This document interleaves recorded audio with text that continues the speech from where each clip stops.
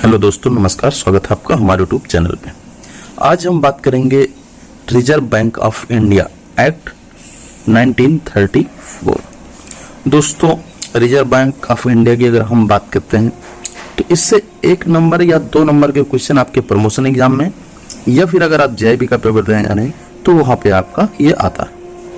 लेकिन मेनली अगर मैं देखूं तो इस वीडियो को मेरा उद्देश्य क्या था कि प्रमोशन एग्जाम के लिए बनाया जाए कि अगर आप प्रमोशन का पेपर देने जा रहे हैं तो उसमें जो 1 नंबर या 2 नंबर का क्वेश्चन आता है वो इम्पोर्टेंट रहता है, वो आपका 1 नंबर 2 नंबर आपको दिला सकता है। तो दोस्तों, जेईबी सीआईबी के अगर एग्जाम की तैयारी कर रहे हैं हम तो आपके लिए भी बहुत ही इम्पोर्टेंट है। ऐसा नहीं है कि केवल प्रमोशन का जो तैयारी कर रहे हैं उन्हीं के लिए इम्पोर्टेंट है। तो इसमें से बहुत छोटा टॉपिक मैं आपको इसमें बताऊंगा। टॉपिक तो ये बहुत बड़ा है और बहुत सारे सेक्शन है, लेकिन आपको मैं बहुत ही शॉर्ट नोट, मतलब बहुत जो आपको एग्जाम में 1 नंबर 2 नंबर आ जाए उतना ही इम्पोर्टेंट टॉपिक मैं आपको इसमें बताऊंगा। उनसे पढ़ाने का वीडियो तो इसको मैं पढ़ाऊंगा तो आपको 1 घंटा 2 घंटा आराम से बीत जाएगा, पता भी नहीं चलेगा। तो दोस्तों देखिए, चीटी आ गई थी। तो दोस्तों, इस एक्ट जो किया गया, इनएक्ट किया गया था 6 मार्च 1935 को बनाया गया था, लेकिन इस जो इफेक्ट में आया वो 1 अप्रैल 1935 में ये आ गया। और टाइम टू टाइम ये चेंज होते रहते हैं, इसके जो डिमांड के हिसाब से ये चेंज होते रहते हैं।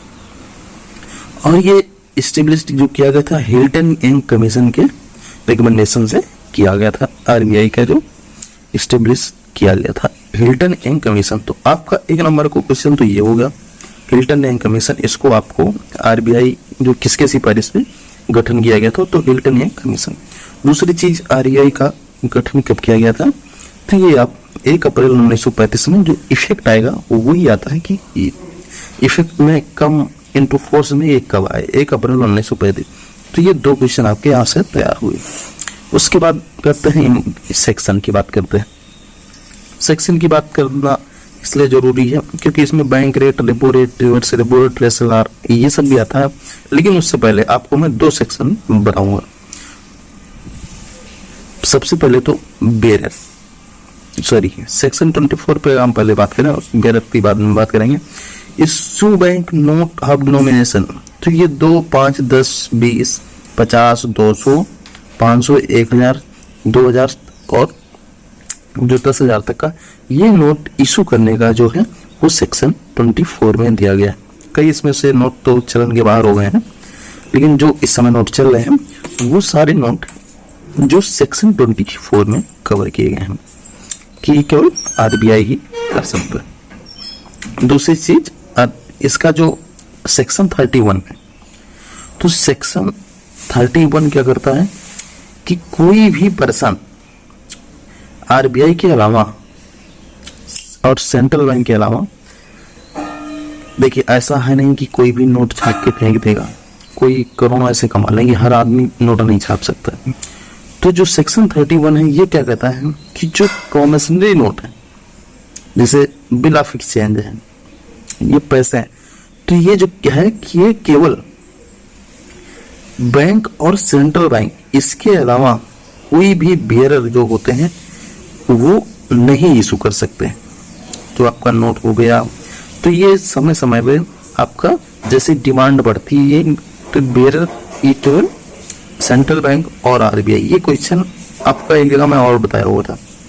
लेकिन ये सेक्शन 31 आप याद कर लीजिए कि कोई और नहीं कर सकता, आरबीआई और सेंट्रल बैंक के अलावा कोई भी ये इशू नहीं कर सकता है। बिल ऑफ एक्सचेंज हो गया या प्रोमिसरी नोट हो गया, ये सिर्फ सेंट्रल बेयरर में, तो ये केवल आपका आरबीआई और सेंट्रल बैंक। तो ये क्वेश्चन बहुत ही इम्पोर्टेंट है, ये आता भी है कि सेंट्रल बैंक या आरबीआई, सेंट्रल बैंक और आरबीआई ये केवल बेयरर ही इफेक्ट कर सकते हैं। उसके बाद हम बात करते हैं जिस टॉपिक की बात करने जा रहे हैं वो है बैंक रेट।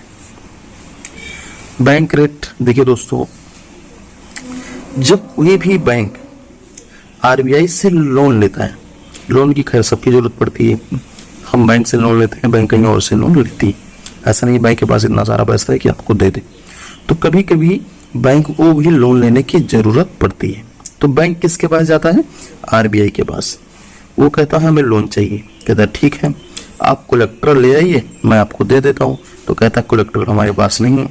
तो क्या करता है, विदाउट कोलेक्टर ये बैंक को आरबीआई लोन दे देता है, लेकिन जो ये लॉन्ग टर्म के लिए देता है विदाउट कोलेक्टर, तो ये इसको डिस्काउंट रेट भी कहा जाता है। डिस्काउंट रेट पे ये मिलता है और इसका जो रेट रहता है बैंक रेट का वो हाई रहता है। फिर हम रेपो रेट की बात करें, अगर दोनों में कंपैरिजन करें तो ये लॉन्ग टर्म के लिए और रेपो रेट शॉर्ट टर्म के होता है, लेकिन इसमें कोलेक्ट्रल देना पड़ता है।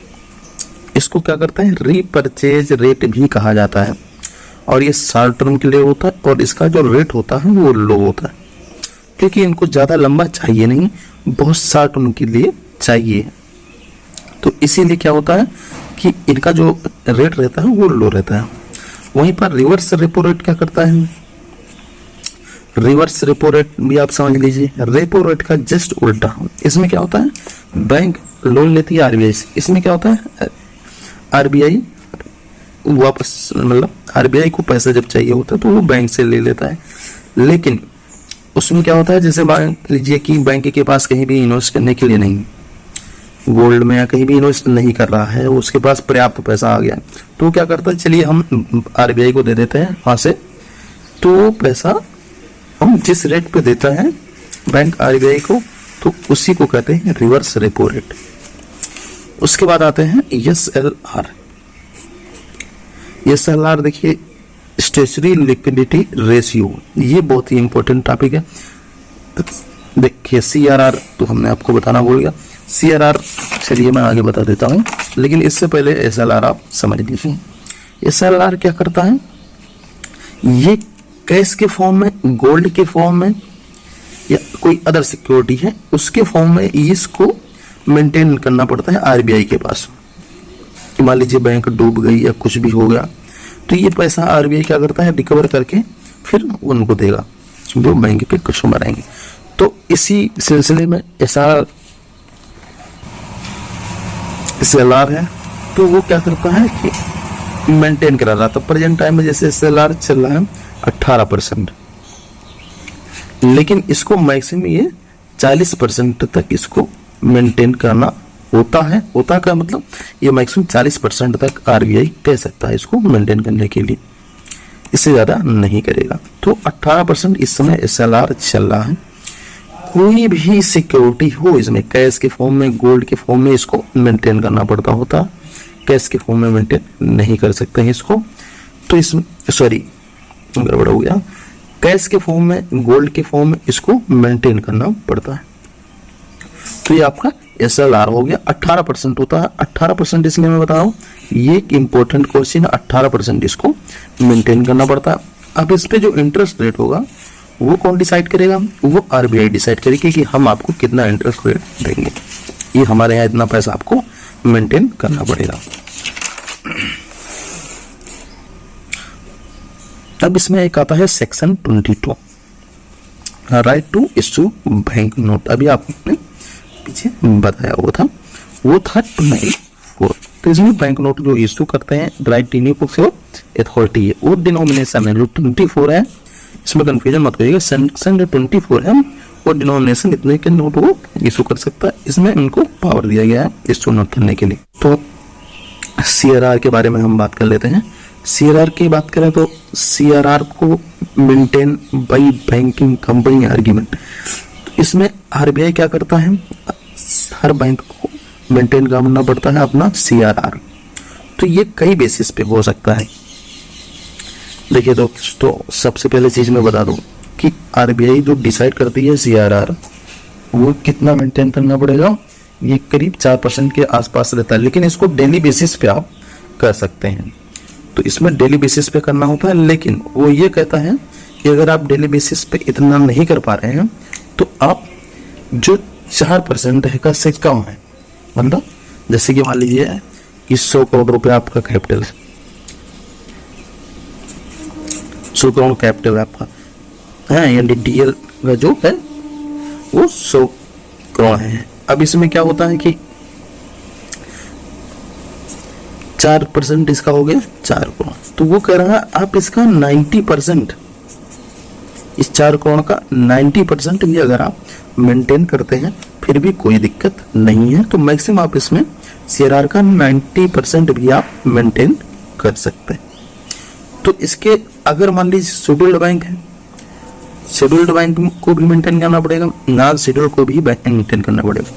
लेकिन शेड्यूल्ड बैंक कौन से होता है ये आप जानते हैं, जो सेकंड शेड्यूल में लिस्टेड हो।